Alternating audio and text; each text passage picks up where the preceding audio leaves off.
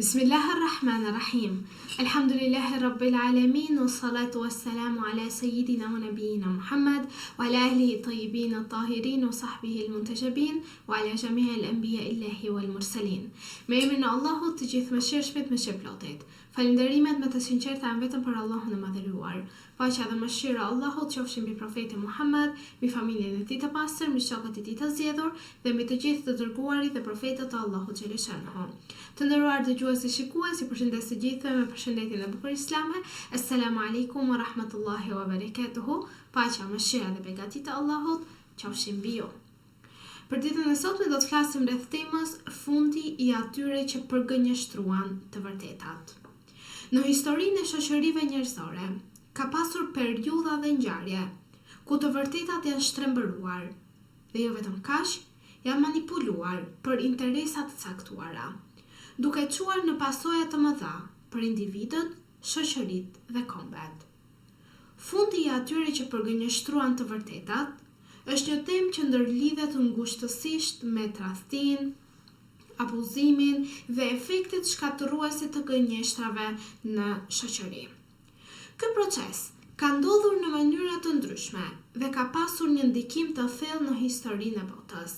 Kjo temë kërkon të shqyrtojë se si përgënjeshtrimi i të vërtetave mund të çojë në krizë, humbje besimi dhe gjithashtu fundin e individëve dhe institucioneve që janë përgjegjës për këtë shtrembërim. E vërteta në fenë e pastër islame është themeli mbi të cilin ngrihet besimi dhe jeta e drejtë. Islami i jep vlerë të lartë së vërtetës si një parim thelbësor në raport me Allahun, me njerëzit dhe me vetveten. Përgënjeshtrimi i të vërtetave, pra mohimi i tyre me vetëdije, përfaqëson një nga mëkatet më të rënda në Islam dhe shpeshherë lidhet me mohimin e shpalljes hynore dhe me qëndrimet arrogante ndaj pejgamberëve dhe mesazhit të tyre. Kurani i Shenjtë përmend shpesh fundin tragjik dhe shembujt historik të atyre që përgënjeshtruan të vërtetat e Allahut, si paralajmërim për brezat e ardhshëm. Dhe temën e ditës së sotme e kam ndarë në 5 pika kryesore. Si fillon, si e pëson ai person i cili përgënjeshtron të vërtetën dhe fundi i atyre të cilat përgënjeshtrojnë të vërtetën. Jam plot 5 pika dhe t'i ndjekim së bashku. Pika e parë flet se e vërteta është dritë hynore. Allahu i madhëruar thot në Kuranin e Shenjtë se Bismillahirrahmanirrahim. Allahu është mbrojtësi i atyre që besuan. Ai i nxjerr ata nga errësira në dritë. Ajeti 257 i surës Bekare. Pra e vërteta në Islam është dritë që ndriçon jetën e besimtarit, i tregon atij të drejtën dhe të gabuarën dhe e udhëzon drejt suksesit në këtë botë dhe në botën tjetër.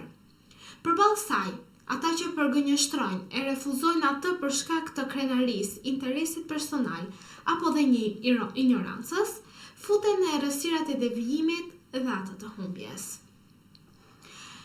Pika e dytë flet për shembujt nga Kurani famëlart se si na e ka përshkruar Allahu i madhëruar fundin e mohuesve të vërtetës. Kemi shembullin e parë, popullin e Nuhut a.s. Populli i Nuhut ishte një nga të parët që përgënjeshtruan profetin e tyre dhe u tallën me ta. Allahu thot në Kuranin e Shenjtë, Bismillahirrahmanirrahim. Populli i Nuhut i përgënjeshtroi të dërguarit. Ajeti 105 i surës Shuara. Si dhe fundi i tyre e përmend Allahu xhaleshanhu në ajetin 25 të surës Nuh, ku thot: "Dhe ata u përmbytën dhe u futën në zjarr." Pra ata të cilët përgënjeshtrojnë të dërguarit, fjalën e tyre, ku fjala e të dërguarve është fjala e Allahut, dhe në momentin që ata përgënjeshtrojnë fjalën dhe të vërtetën, atëherë fundi i tyre do të jetë veç se përmbytja në zjarrin e xhehenemit. Allahu na ruaj.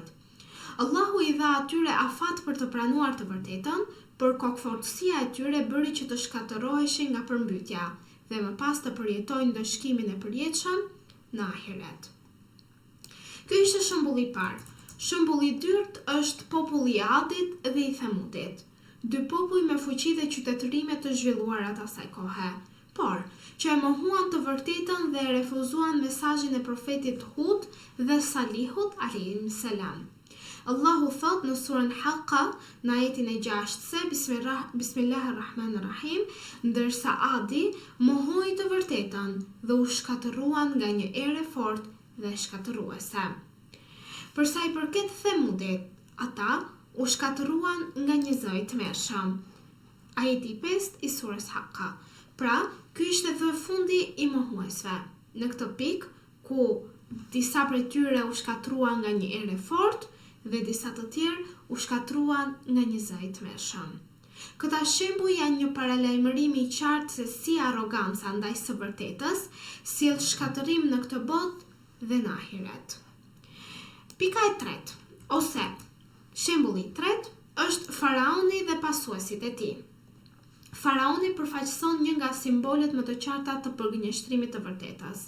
Dhe pasi e pa atë me sytë e tij përmes mrekullive të Musait alayhis salam, ai vazhdoi akoma dhe më shumë të përgënjeshtronte të vërtetën.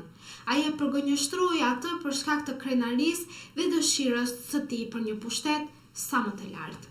Kjo gjë tregohet dhe në Kuranin famëlar, ku Allahu thot: Bismillahirrahmanirrahim.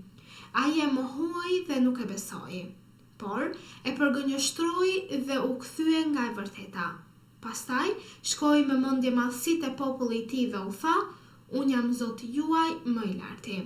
Ajeti nga ajeti 21 deri në ajeti 24 të surës Naziat. Përfundi i këtij faraoni të mbushur me ego të madhe ishte i hidhur, u fundos në det bashkë me ushtrinë e tij dhe Allahu e bëri trupin e tij një shenjë për gjeneratat pasuese. Ku kjo përmendet në surën Yunus, në ajetin 92, ku Allahu i madhëruar thot: Bismillahirrahmanirrahim. Sot do ta shpëtojmë trupin tënd, që të bëhesh një shenjë për ata që vijnë pas teje. Ajeti 92 i surës Yunus. Këto ishin për sa i përkiste shembujve në Kuranin famëlar se si i vjen fundi atyre të cilët mohojnë të vërtetën, mohojnë fjalën e Allahu xhaleshanhu për jo vetëm dhe të dërguarve të Allahu xhaleshanhu. Pika e tretë flet në lidhje me përgënjeshtrimin, ku ky përgënjeshtrim sjell simptoma të rrezikshme në zemrën e njeriut. Islami e sheh përgënjeshtrimin e së vërtetës jo vetëm si mosbesim të jashtëm, por njëkohësisht dhe një sëmundje që buron nga thellësia e zemrës. Allahu thot në Kuranin e shenjtë, në zemrat e tyre ka një sëmundje dhe Allahu u ashton sëmundjen. Ajeti 10 i surës Bekare. Kjo sëmundje manifestohet me dyshime të qëllimshme, urrëtie ndaj udhëzimit dhe prirje për të ndjekur epshet personale përballë argumenteve hyjnore. Pika e katërt, fundi i atyre që përgënjeshtrojnë dhe mohojnë të vërtetën i pret zjarri i xhehenemit, ku do të jetë fundi i tyre në ahiret. Ata që përgënjeshtrojnë të vërtetat hyjnore nuk ndëshkohen vetëm në këtë botë, por ndëshkimi i tyre i përhershëm do t'i takojë në botën tjetër. Do të përballen me një fund të tmerrshëm. Dhe Allahu na thot në Kuranin e shenjtë, Bismillahirrahmanirrahim, sa për ata që përgënjeshtruan ajetet tona dhe u sollën ndaj tyre me arrogancë, ata do të jenë banorët e zjarrit, aty do të jenë përgjithmonë. Ajeti 36 i surës Araf.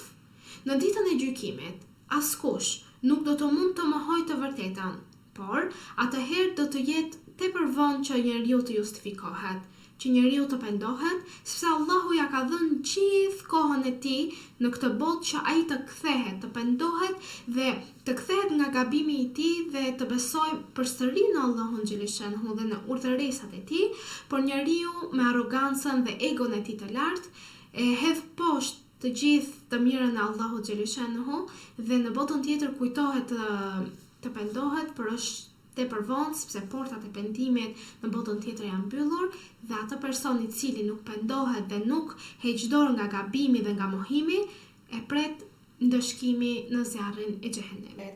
Allahu thot: ata thonë: o i mjerin, o të mjerët ne, sikur ta kishim dëgjuar e kuptuar, nuk do të ishim në mesin e banorëve të zjarrit. Ajeti 10 i surës Mulk. Dhe pika e fundit ka të bëjë me rëndësinë e pranimit të së vërtetës dhe kjo rëndësi i takon përgjegjësisë së besimtarit.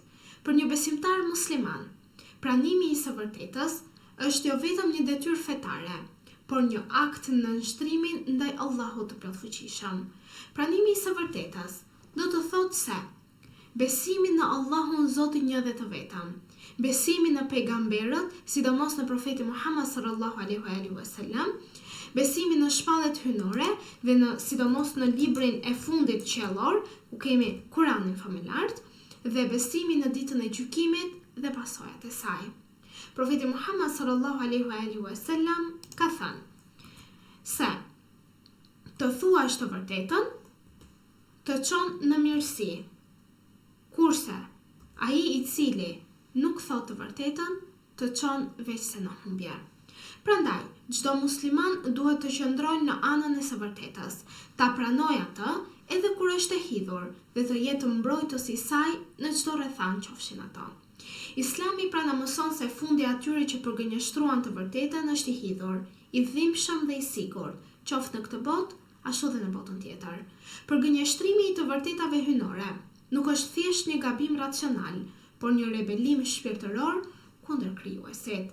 Shembujt e popujve të mëhershëm janë një paralajmërim i vazhdueshëm për çdo brez që jeton pas tyre. Por njëkohësisht, Kurani familjar dhe Suneti i profetit Muhammed na japin shpresë që kushdo që kthehet me pendim të sinqert, që pranon të vërtetën dhe vepron sipas saj, ka mundësinë për të shpëtuar dhe për të fituar kënaqësinë e Allahut xhaleshanhu. Qofshin prej atyre të cilët vazhdojmë që të bindemi urdhrave të Allahut, të bëjmë se çfarë ka krijuar, çfarë ka këshilluar Allahu xhaleshanhu që ne të bëjmë në këtë jetë dhe të sillemi mirë, sidomos sepse kjo e mirë reflektohet tek vetja jonë, veprat tona, dhe këto vepra do të marrim me vete në botën tjetër dhe qoftë peshorja e veprave të mira më e lartë se peshorja e veprave të këqija për ne. Inshallah qofshim për atyre të cilët themi të gjuam dhe u bindëm siç thash dhe të fitojmë kënaqësinë e Allahut xhaleshanhu në këtë botë dhe xhenetin e tij në botën tjetër. Në këtë momente ju përshëndes me përshëndetjen e bukur islame. Assalamu alaikum wa rahmatullahi wa barakatuhu. Paqja, mëshira dhe begati të Allahut qofshin mbi ju.